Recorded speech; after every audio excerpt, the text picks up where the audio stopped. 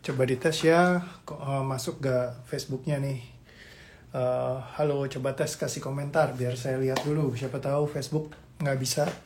Semoga sih lancar ya. Kak Yusrina masuk hadir Medan. Oke, sip. Selamat datang semuanya. Ya kadang kalau Facebook nih saya suka deg-degan ya, jujur aja. Aduh, nanti muncul gak ya gitu kan. Selamat malam juga Kak Rami. Halo Kak Feni, selamat malam. Malam Kak Novia, selamat malam Medan. Kak Juliana, Kak Ade, selamat malam juga. Kak Dian Purniasari, hadir Koreo. Oke, sama-sama. Lubuk Linggau, ada Kak Oni, selamat malam. Kak Japik, selamat datang. Kak Handa, ada Kak Mince. Kak Mas Santosa sudah datang juga. Kak Meika, Kak Eli, selamat datang. Kak Santi, Carolina, Kak Ani Putu Asrini, selamat malam. Bali hadir. Yes, selamat datang semuanya di live kita pada malam hari ini. Seperti biasa, saya nyalakan dulu AC-nya. Kak Selma, selamat malam juga. Gimana Kak Selma? Lagi kemarin karantina ya? Udah oke belum? Hopefully lebih ringan lagi ya. Karena pas lagi karantina nih biasanya banyak rasa takutnya apa segala macam. Mungkin next time kita mesti ngadain kali ya kelas buat yang sering ketakutan sama COVID. Ya biar supaya nggak takut COVID lagi gitu ya, jadi kayak lebih ringan, lebih happy. Yes, itu penting sekali ya zaman sekarang, karena mulai banyak yang di sekeliling nih pada kena COVID-kapit di sana sini gitu ya. Dan kalau kita simpen rasanya ya bikin kita jadi punya kecemasan sendiri, ketakutannya sendiri. Nah itu bikin diri kita jadi nggak happy gitu ya. Padahal sebenarnya kita butuh untuk tenang, senang, happy. Jadi kayak biar supaya ngelewatin challenge ini bisa lebih asik gitu ya. Katanya Teh Emput, isoman aku juga tadi pagi kumat. Nah lo kata Kak Yusrina bilang di Sapa Koreo itu rasanya hati-hati buset. Biasa aja kali Kak, thank you ya buat apresiasinya. Katanya Kak Selma ngebantu banget di OE. Yes, mantap. Baca mantra terus pas kumat, astaga. Ini bukan mantra ya, jadi cuman ya biasa lah kita melepaskan emosi itu biar lebih ringan aja. Jadi bukan berarti kita nggak melakukan intervensi kayak misalkan pakai obat ya kan, terus jaga dengan vitamin, terus menjaga yang namanya protokol kesehatan ya. Kalau masih sembarangan nyelonong, nah itu yang perlu dijitakin satu-satu. Oh ya, ada Mas Aidi juga. Selamat malam Kak. Welcome semuanya, selamat datang. So di malam hari ini kita akan ngebahas satu tema yang juga cukup signifikan banget. Belakangan ini saya ngerasain di sekeliling saya banyak banget yang kena ya. Jadi kayak dikit-dikit kesenggol bagian sini. Jadi ini kayaknya perlu saya bahas juga ya. Jadi tema hari ini adalah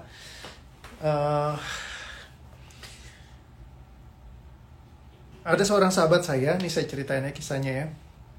Jadi baru saya nyapa gitu, woi gimana kabarnya, gini. Baru saya tanya kabarnya, terus dia langsung kasih kayak, wah gini.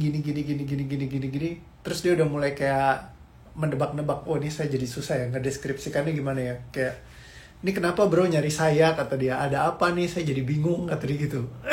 Jadi kayak merasa takut ketika saya ngajak ngobrol gitu ya, sampai kayak dia punya ketakutannya sendiri. Nah jadi ketika kita ngerasain kayak punya prasangka tertentu terhadap seseorang ya, jadi bahas tentang prasangka sebenarnya. Seringkali mungkin kita punya prasangka tertentu terhadap orang-orang yang kita kasihin ya kan, jadi sehingga kadang-kadang kita jadi kayak punya prasangka yang negatif ya terhadap seseorang, baik mungkin di kantor, baik di rumah, maupun misalkan kepada keluarga kita sendiri ya, anak, keluarga, orang tua, ataupun ayah, ibu gitu ya. Ketika kita punya prasangka ya kan, nah itu muncul tuh. Ini katanya Kak Rahmi takut dijualin. Ya biasa kalau udah kita kontak gitu ya misalkan, atau kita dikontak orang, biasa udah langsung khawatirnya, aduh takut nih gue dijualin nih, jangan-jangan gue mau ditawarin sesuatu kayak gitu ya. Jadi kayak seringkali kayak gitu, apalagi orang yang udah lama banget gak ketemu, terus dia ngomong sama kita, udah pasti langsung defensifnya muncul ya, keluar tamengnya kayak gitu ya. Katanya Kak Temput, benar kayak bisikan prasangka ya. Jadi seringkali kita kadang-kadang kayak berprasangka terhadap seseorang ya, bahkan sebelum kita berkomunikasi sama dia. Nah ini hati-hati, apalagi kalau misalkan kita bergerak di bidang penjualan ya, misalkan di industri marketing, penjualan gitu ya. Belum kita ngomong sama orangnya, belum kita mulai prospek, belum kita sharing, kita udah langsung, wah ini pasti orangnya bakalan nggak beli nih produk kita, orangnya kayaknya nggak mampu nih, orangnya kayaknya nggak punya uang nih, orangnya kayaknya wah, jadi kayak semuanya langsung kita udah jadi tukang ramal. Ya kata temen, ada kata Kak Novia, takut nagih utang katanya. Kata Kamilda, kok sama kayak kejadian aku hari ini. Yes, prasangka itu banyak banget yang kita keluarin, ya kan, terhadap orang-orang di sekeliling kita. Karena apa? Ada aturan-aturan di kepala kita yang kita tanamkan tentang mereka, ya. Jadi seperti itu. Sama kayak saya juga seringkali dulu gue saya berprasangka sama orang lain, dan banyak juga orang yang berprasangka sama saya, ya. Baru disenggol dikit langsung kayak, ini si Pareo mau ngapain nih gitu ya. Nah jadi seringkali kita nangkep prasangka kita ini dari berbasis atas pengalaman kita di masa lalu, ya kan, ada kejadian apa, jadi kita mulai meramal. Deng deng deng deng deng deng. Terus kita mulai menyamakan. Kayaknya nih orang yang tipe kayak gini, pasti dia begini. Kita bikin kesimpulannya sendiri. Jadi kita meramalkan ya bahwa mereka begini begitu. Katanya Kania mau pinjam uang. Dan ternyata kalau tanpa kita sadari, kalau kita sering berprasangka seperti ini, hal-hal seperti inilah yang sering datang dalam kehidupan kita. Sehingga kalau kita punya prasangka misalnya takut dipinjemin uang, maka akan sering banyak orang yang datang mau minjem uang sama kita. Ya itu lucunya ya. Kenapa? Karena Tuhan seperti prasangka umatnya. Jadi kalau kita berprasangka akan banyak yang datang minjem uang, apa yang terjadi? Yes, Tuhan seperti prasangka umatnya. Tiba-tiba banyak orang yang datang mau pinjam uang sama kita, ya. Atau kalau kita prasangka bahwa orang akan jahat sama kita, apa yang terjadi? Maka yang datang adalah orang yang juga berpikiran jahat sama kita. Nah, untuk itu yang pertama kali kita perlu lakukan adalah melepaskan semua prasangka-prasangka yang ada di dalam diri kita terhadap orang lain. Sehingga kita jadi kayak nggak membawa prasangka-prasangka yang aneh-aneh. Jadi aktivitas kita, kehidupan kita bisa jadi menyenangkan, happy gitu ya, nggak bawa beban berat. Karena seringkali kita yang mikir kesana sini terlalu jauh. Yes, katanya Kak Eli. Jadinya kayak overthinking ya, yes. Jadi belum apa-apa kita udah mikir duluan gitu ya. Prasangka dia mau beli jualan saya. Itu bagus juga ya prasangkanya ya. Jadi kadang-kadang kita berprasangka negatif, itu yang paling sering. Kalau prasangka mau beli jualan boleh juga ya, bagus banget itu. Tapi jangan sampai di sini ada keraguan. Di satu sisi, saya mau berprasangka dia beli jualan saya, tapi di sini tapi nggak mungkin lah gitu ya. Nah yang nggak mungkin inilah yang jadi terwujudkan ya. Jadi seringkali kita ketika secara yang kita inginkan pengen buat prospek, tapi yang kita yakini adalah yang sebaliknya. Nah yang terjadi seringkali adalah yang sebaliknya. Karena apa yang terwujudkan adalah apa yang kita yakini, bukan apa yang kita ingini. Ya, jadi kalau misalkan kita menginginkan sesuatu, sama apa yang kita yakinkan itu akan berbeda jauh. Ya, jadi yang nomor satu adalah kita perlu untuk meyakinkan dulu diri kita sendiri bahwa kita yang baik-baik gitu, yang kita mau datang ya kan, yang mau kita hadapi gitu ya. Jadi jangan yang berprasangka negatif juga, tapi juga jangan terlalu positif jadi semua orang diprasangkakan positif ya. Banyak orang yang kena tipu karena apa? Selalu berprasangka positif. Oh ya, positif aja lah, tidak mungkin dia membohongi kita. Ya kemarin kita udah bahas ya tentang yang ada salah satu kenalan saya yang berprasangka terlalu positif sama orang lain ya, yang dibilang motor ninja, wah biasa motor ninja harganya 50 jutaan, sama dia dapat 20 jutaan gitu ya, 15 juta atau 20 juta gitu ya. Tapi ternyata ya kena tipung gitu ya, jadi ketipung. Tiba-tiba uangnya habis semua, dan teman-temannya semua udah diminta, ayo sini beli ninja sama saya, beli motor ninja sama saya, dapat pasti murah gitu ya. Tapi ternyata orangnya kabur, hilang. Pas dikasih tahu nggak bisa ngerti. Ya kan, karena apa? Sudah tergerak dari emosi. Karena ada kayak pengharapan. Wah, kalau saya bisa dapat ini deal proyeknya, apa yang terjadi? Banyak motor ninja datang, saya bisa jualin semua, saya dapat banyak keuntungan. Saat saya banyak keuntungan, saya bisa bahagiakan mama saya, papa saya, bahagiakan orang tua saya.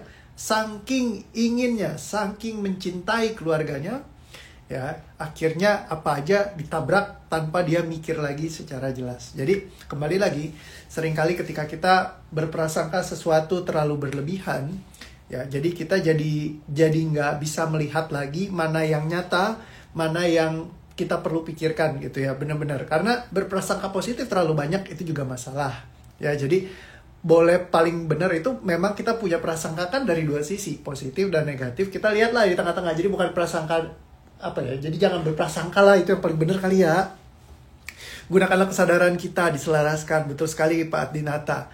Jadi saking prasangka positif, aku pernah jatuh sejatuh-jatuhnya dengan kenyataan yang ada di sekitarku. Jadinya aku drop juga kok, katanya Kak Eli. Yes, betul sekali. Seringkali justru yang menjatuhkan adalah secara berprasangka berlebihan, secara positif maupun secara negatif.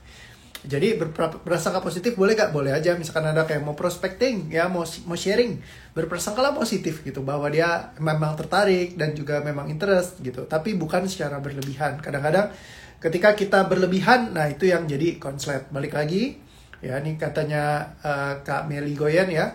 Apa yang terjadi, apa yang kita yakini bukan yang kita ingini. Betul sekali, yes. Jadi karena ketika yang kita inginkan sama kita yakinkan, kalau misalkan itu bertentangan, ya yang terjadi tetaplah yang kita yakinkan. Ya, jadi seperti itu. Baru kejadian kemarin kok. Ada yang chit-chat nanyain produk, lalu chit-chat dalam hati. Closing nih, beneran closing. Rezeki datang bertubi-tubi. Hari ini ada 15 juta masuk di tangan. Oke, mantap Kak Elin, jos ya. Jadi apa ya, bagaimana sama prasangka negatif ke pasangan, jadinya pengen marah-marah terus. Yes, itu udah pasti yang harus dieliminasi pertama adalah prasangka negatif ke pasangan ya. Saya pernah berprasangka negatif sama pasangan saya nih belum lama ini gitu ya. Saya kayak aktivitas kerja sampai jam 4-an gitu, terus saya ngeliat kok belum ada makanan gitu ya. Ya terus apa dia belum siapin makanan gitu ya, jangan-jangan dia belum cariin makanan, belum prepare gitu ya. Terus habis itu saya berprasangka, gimana sih nih, saya capek-capek kerja masa nggak disiapin makanan sih gitu ya. Sayanya langsung berprasangka. Terus habis itu begitu datang dia, aku tanya, kamu udah makan belum? Terus dia bilang udah, kata dia. Aku tadi aku lihat kamu pas lagi session, aku buka pintu, terus kamunya masih sibuk meeting. Ya udah aku masukin lagi makanannya, kata dia. Aku udah siapin semua kok, kamu udah mau makan sekarang, kata dia gitu. Jadi saya berprasangka kalau dia nggak siapin gitu. Padahal sebenarnya dia udah siapin, cuman sayanya lagi sibuk gitu. Nah jadi seringkali prasangka inilah yang merusak hubungan dalam rumah tangga. Prasangka inilah yang merusak hubungan antara suami dan istri ataupun dengan anak-anak kayak gitu ya. Berprasangka misalkan suami saya nggak peduli, suami saya nggak care, ini nggak gini, ini nggak gitu, mertua saya begini, mertua saya begitu. Prasangka inilah yang jadi kacau ya teman-teman, yang bikin kita jadi berantakan hidupnya. Nah kalau kita prasangkanya kita lepaskan ya di sekeliling kita, ya itu akan bikin kita jadi lebih ringan hidupnya ya. Tentunya itu hal yang penting sekali. Ada yang bilang tadi koreo kemarin tepar, sekarang udah lebih excited lagi. Yes ya, jadi kan biasa kalau lagi terlalu capek istirahat dulu sebentar ya. Kemarin fully habis selesai ngobrol, terus nggak lama ngurus-ngurus ini itu, terus habis itu langsung tidur ya, full tidur seharian. Jam 11 saya meeting, terus jam 1 saya meeting sampai jam 4, habis itu meeting lagi lanjut sampai jam 7. Habis itu sekarang baru langsung lanjut lagi ya.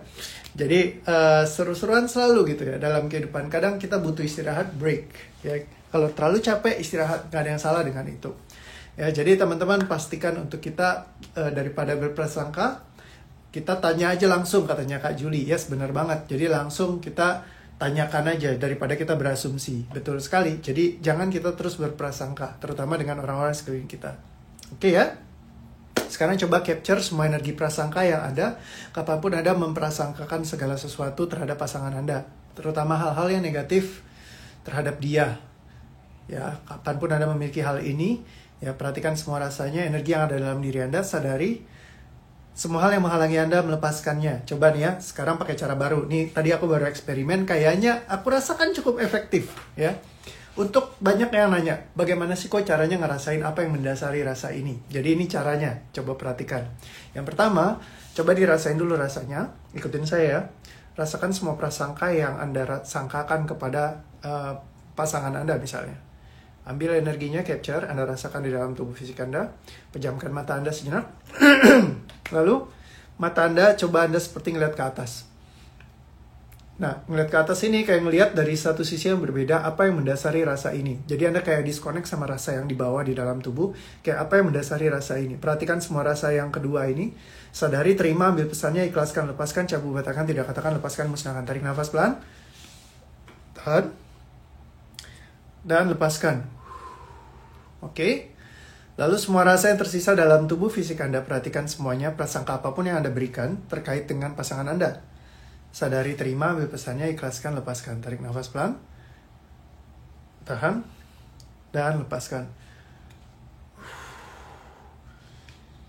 Oke, sekarang coba dicek lagi. Prasangka apa yang Anda berikan kepada keluarga Anda nih? Misalkan ada siapa yang paling prasangkanya menurut Anda cukup mengganggu. Misalkan kepada orang tua kah, kepada mertua kah, kepada anak Anda kah. Ambil satu yang paling gak enak rasanya. Oke, fokus kepada di situ. Prasangka-prasangka apapun yang Anda berikan kepada mereka. Misalkan mama saya tukang meresaya, ATM berjalan, saya dianggap ATM berjalan, selalu kayak memanfaatkan saya. Oke, rasakan semua rasanya, nggak dimanfaatkan itu. Misalkan ya, atau rasa lainnya. Lalu Anda pejamkan mata, lihat seperti ke atas, rasa apa yang mendasari rasa ini. Tarik nafas. Semua rasa terkait dengan hal ini, semua diterima, bisa diambil, dilepaskan semua yang menghalanginya. Tahan, hembuskan. Dan semua rasa yang tersisa dalam diri, sadari, terima, ambil pesannya, ikhlaskan, lepaskan. Tarik nafas pelan. Tahan. Dan lepaskan. Oke. Coba dicek lagi apa yang Anda rasakan sekarang. Katanya Kak Nurmila, semangat kau nonton koreo. Semenjak tahu koreo belum afdol tidur kalau belum nonton live-nya. Terima kasih Kak Nurmila atas apresiasinya. Jos, semoga makin asik lagi ya. Wonogiri hadir, kata Kak Wahyu. Selamat malam juga Kak Wati. Malam semuanya traktiran virtual. Buset, ada yang pada traktiran nih di belakang. Gimana sih? Prasangka ke badan. Kenapa ya kalau misalnya ada takut sakit terus perasa mual terus muntah. Waduh. Nah itu semua prasangkanya dilepaskan saja. Oke, so apa yang dirasakan sekarang? Katanya Kak Ayu sudah lebih ringan. Katanya Kak Eli kenceng mualnya. Oke, semua rasa yang bikin mual, semua rasa yang sesak, semuanya disadari, diterima. Apapun yang menghalanginya, coba dicek lagi. Semua yang ada di belakang Anda, perhatikan semuanya. Apa yang mendasarinya lagi? Lihat ke atas, sadari, terima, ambil pesannya, ikhlaskan, lepaskan, cabut, batalkan, tidak katakan, lepaskan, musnahkan. Tarik nafas pelan. Tahan. Dan lepaskan. Dan semua rasa yang tersisa, semuanya dicabut, dibatalkan, tidak katakan, lepaskan, musnahkan. Tarik nafas pelan. Tahan. Dan lepaskan. Oke, perhatikan lagi semua rasa yang terkait dengan relasional dengan mungkin rekan kerja Anda. Entah mungkin bos Anda ataupun kanan kiri. Semua prasangka Anda terkait dengan orang-orang di sekeliling Anda. Perhatikan semua rasanya, sadari, pejamkan mata, cek apa yang mendasari rasa ini. Sadari, terima, ambil pesannya, ikhlaskan, lepaskan, cabul, batalkan, tidak katakan, lepaskan, musnahkan. Tarik nafas pelan. Tahan, dan lepaskan. Semua rasa yang tersisa, perhatikan semua rasanya, sadari, terima, ambil pesannya, ikhlaskan, lepaskan. Tarik nafas pelan. Tahan, dan lepaskan. Oke, coba dicek apa yang dirasakan sekarang. Kok saya kalau meditasi suka kepalanya pusing. Oke, kalau misalkan sering kepalanya pusing, berarti ada pesan tertentu di rasa itu. Coba disadari aja rasanya apa, terima, ambil pesannya, ikhlaskan, dan lepaskan. Tarik nafas, tahan, dan lepaskan. Kayak gitu ya. Sesimpel itu. So, coba dicek apa yang dirasakan sekarang semuanya. Coba di-sharing dulu dong, biar aku tahu. Ringan banget katanya Kak Vera. Oke, sip, mantap. Jos, katanya Kak Feni sudah ringan. Yes, plong, ya. Ada yang dada sesak, gahu berat. Oh, ini yang tadi ya. Atau sekarang gimana? Katanya Kak Eli sudah ringan. Sip, mantap sekali. Madiun hadir, Kak Tania. Kak Tanti Bali, Kak Tania, selamat datang. Katanya Kak Yeni, matanya saya jadi gatel. Oke, apapun yang bikin gatel di mata Anda, perhatikan semua rasanya, ambil pesannya, ikhlaskan, lepaskan. Cabut, batalkan, tidak katakan, lepaskan, musnahkan, tarik nafas pelan, tahan, dan lepaskan. Katanya Kak Nia, lega, plong-plong, lega. Oke, sip, ringan kok, katanya Kak Jasrul, katanya Kak Elin ringan, katanya Kak Eli ringan, katanya Kak Japik ringan, katanya Kak Widi lega, katanya Kak Miss Jani lega. Oke, sip, mantap. Oke, digigit nyamuk, sendawa terus. Oke, hopefully semuanya oke. Udah pada ringan ya semuanya, sip, mantap. Ngantuk jadinya. Just, selamat istirahat, selamat tidur. Jadi ada satu tools baru lagi ya buat ngecek apa yang mendasari rasa ini. Buat saya sangat efektif teknik yang ini.